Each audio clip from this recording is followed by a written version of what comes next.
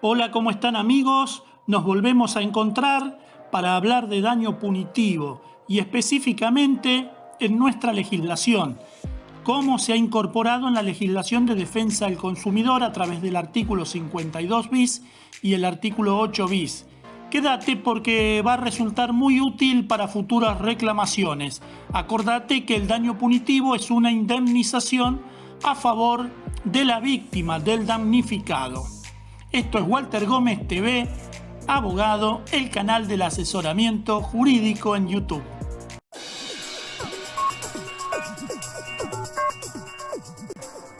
¿Cómo está legislado en nuestro derecho el daño punitivo? En nuestro derecho está solamente legislado para la materia de defensa del consumidor y para la materia también de defensa de la competencia, pero específicamente en defensa del consumidor se incorporó a la Ley de Defensa del Consumidor por la Ley 26.361 el artículo 52 bis. Este artículo incorpora el daño punitivo y lo hace en los siguientes términos.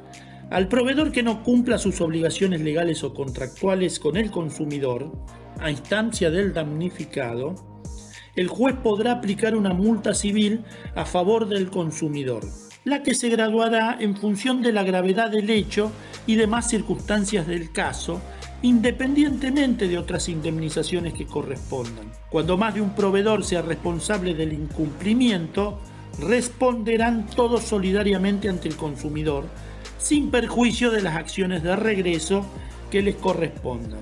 La multa civil que se imponga no podrá superar el máximo de la sanción de multa prevista en el artículo 47, inciso B de esta ley.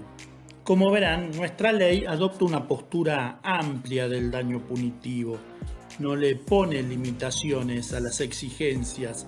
Sí debemos tener en cuenta que lo considera claramente una multa civil, de manera distinta a lo que planteamos nosotros como una indemnización que tiene su base en la justicia retributiva. También debemos tener en cuenta que es facultativo del juez. El juez podrá, obviamente a petición del damnificado, dice la ley. Es decir, la parte ofendida plantea el pedido y el juez podrá, teniendo en cuenta las circunstancias del caso y fundamentalmente la gravedad del hecho. Dicho esto, debemos decir que la jurisprudencia ha criticado el sentido amplio con que fue legislado en nuestra ley el daño punitivo. Recuerden que nuestra ley alude a cualquier incumplimiento legal o contractual. Sin embargo, hay como un acuerdo en los tribunales y en la doctrina del sentido que debe dársele a este incumplimiento. Porque se piensa que solo proceden cuando hay gravedad y que esta gravedad debe ser de alguna manera calificada por el dolo o por la culpa grave. En ese caso se merece la sanción. También por la obtención de un enriquecimiento indebido derivado del ilícito. Ya vamos a poner los ejemplos.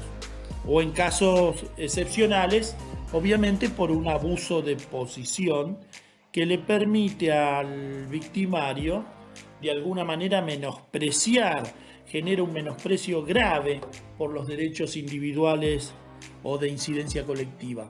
Esto nosotros particularmente tenemos una visión distinta, creemos que debe ser apreciado con un criterio más amplio, en tanto y en cuanto si la ley no distingue, ¿por qué vamos a ser nosotros los que distingamos? Volviendo al tema, si nuestra ley incorpora el daño punitivo en el artículo 52 bis, lo que hace también es modificar el concepto histórico de la responsabilidad civil, más allá de que lo llame multa, porque incorpora una indemnización que rompe con esa idea de la reparación integral, plena del perjuicio ocasionado a la víctima. ¿Por qué la rompe? Como dijimos antes, no está relacionado esta multa, como dicen los tribunales o dice la propia ley, esta indemnización, como decimos nosotros, no está relacionado con el daño directamente sufrido por la víctima,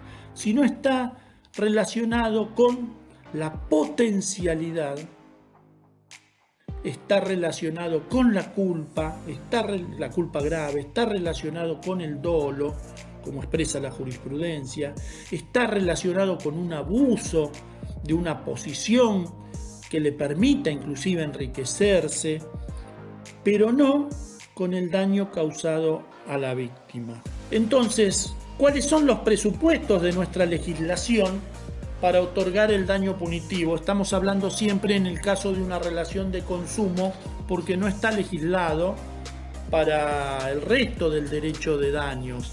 Bien, entonces, ¿cuáles son los presupuestos para que proceda la concesión de los derechos punitorios en nuestro derecho vigente, es decir, en el derecho de defensa del consumidor? El primer presupuesto, lo dice la propia ley, es el incumplimiento por parte del proveedor de bienes o servicios de sus obligaciones legales o contractuales. El segundo presupuesto, ineludible, es el pedido de la víctima, la petición del damnificado. El tercer presupuesto es que el juez que entiende en el caso entienda que corresponde decidir su otorgamiento. En cuarto lugar, la concesión en beneficio del consumidor o usuario reclamante. El quinto presupuesto, muy importante, es el límite en cuanto al monto, el límite cuantitativo, que está determinado por el artículo 47 de la Ley 24240, de la Ley de Defensa del Consumidor.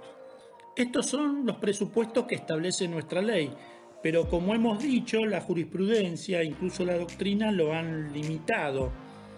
¿Por qué? Porque además de existir la obligación legal o contractual incumplida, que es una condición necesaria, se ha dicho que además debe mediar culpa grave o dolo del sancionado, o debe mediar la obtención de un enriquecimiento indebido que derive de esta falta, de este ilícito, o en tercer lugar, evidenciarse un grave menosprecio por los derechos individuales del consumidor o de incidencia colectiva. Estas son las limitaciones que se han establecido por vía de la jurisprudencia, basados, como dijéramos, en una doctrina ampliamente mayoritaria. También es importante aclarar que la ley toma como base para la indemnización la gravedad del hecho y las circunstancias del caso, que deberán analizarse. ¿Cómo deberán analizarse? Entendemos que siguiendo las pautas establecidas en el artículo 49 de la Ley de Defensa del Consumidor, porque son las mismas pautas que se establecen para aplicar la sanción por vía administrativa previstas en el artículo 47. ¿Cuáles son entonces las pautas establecidas en este artículo 49 que estoy citando de la Ley de Defensa del Consumidor? Bueno, se debe tener en cuenta el perjuicio que resulta de la infracción para el consumidor, obviamente la posición en el mercado del infractor, el monto, la cuantía del beneficio obtenido por el victimario, el grado de intencionalidad, la gravedad de los riesgos o de los perjuicios sociales derivados de la infracción y su generalización, y la reincidencia, y por supuesto dice las demás circunstancias relevantes del caso. Estas son las pautas con las que el juez deberá graduar el monto indemnizatorio por daño punitivo en caso de entender que corresponda, porque como dijimos, la ley es clarita en este sentido. El juez podrá, es una atribución del juzgador. Hasta aquí hemos analizado el artículo 52 bis, que introduce el daño punitivo en la legislación consumerista argentina. Pero no se queda aquí la ley, incorpora también un artículo, el artículo 8 bis, que habla del trato digno que debe dispensársele al consumidor o usuario y que habla de las prácticas abusivas de los proveedores. Y expresa que la violación del trato digno, del deber de tratar dignamente al consumidor o usuario, o la realización de prácticas abusivas, son pasibles de la aplicación del artículo 52 bis, es decir, del daño punitivo. Evidentemente, este artículo produce una expansión de lo que refiere el 52 bis.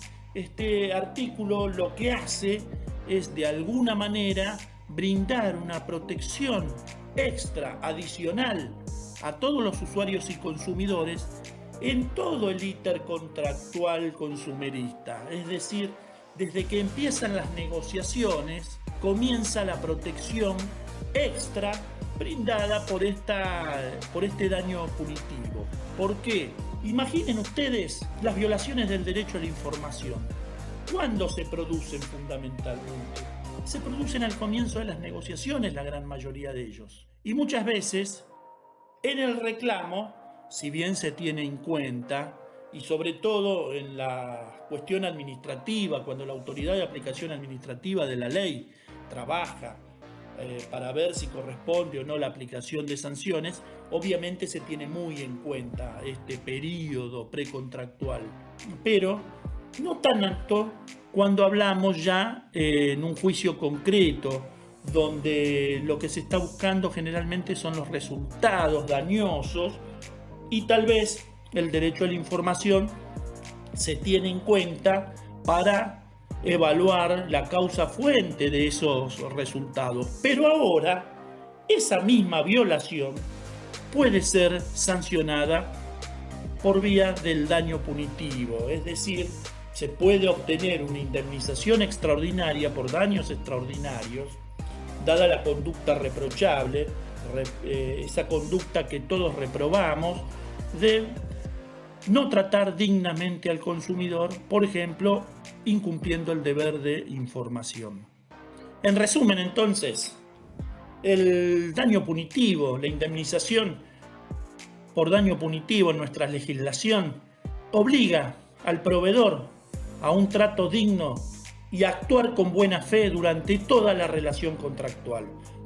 Si no, puede ser pasible de esta indemnización extraordinaria dada en favor del damnificado.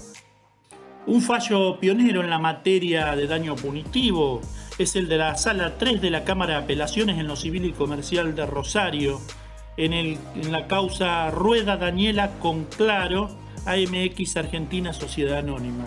Es interesante cómo los jueces realizan un análisis del daño punitivo en nuestra legislación, lo recomiendo. Para cerrar entonces, y esperando que ya le hayas dado un like gigante a este video y lo hayas compartido en tus redes, y si no lo estabas te hayas suscrito a nuestro canal, vamos a concluir lo siguiente.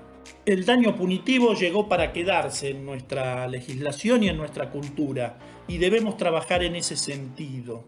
A pesar de todas las visiones restrictivas que existen, los intentos de negarlo, los intentos de desnaturalizarlo que existen, si ustedes leen sobre la materia, van a encontrar que hay algunos que piensan cambiar el sentido, que quieren transformarlo en una multa, pero que no vaya hacia el reclamante. Bueno, todas esas cosas que pasan siempre cuando un instituto nuevo se recibe en una legislación. Segundo, el daño punitivo debe ampliarse a otras áreas de nuestras teorías de la responsabilidad por daños y de nuestras legislaciones. Tercero, la interpretación debe ser amplia. Cuarto, la materia de defensa del consumidor es un campo fértil para la aplicación del daño punitivo, y todos aquellos que se dedican a este tema deben empezar a analizar, previo a redactar una demanda, su incorporación, el reclamo. Obviamente no a tontas ni locas, obviamente no a la ligera, pero deben empezar a analizar si existió esa conducta reprobable, si existió esa conducta reprochable, esa conducta que repugna el ordenamiento y que repugna el sentido común, como para reclamar también la aplicación del daño punitivo, que, como dijimos, siempre será analizado por el juez, porque que la ley establezca el juez podrá, le da un valor, un poder subjetivo a la autoridad, al juez en este caso, que deberá analizar si se cumplen todos los requisitos. Y por último, reiterar que para nosotros el daño punitivo tiene una naturaleza indemnizatoria basada en la justicia retributiva. Sin perjuicio de ello, esta es una cuestión, si se quiere, académica de naturaleza, pero con resultados claros después en los hechos.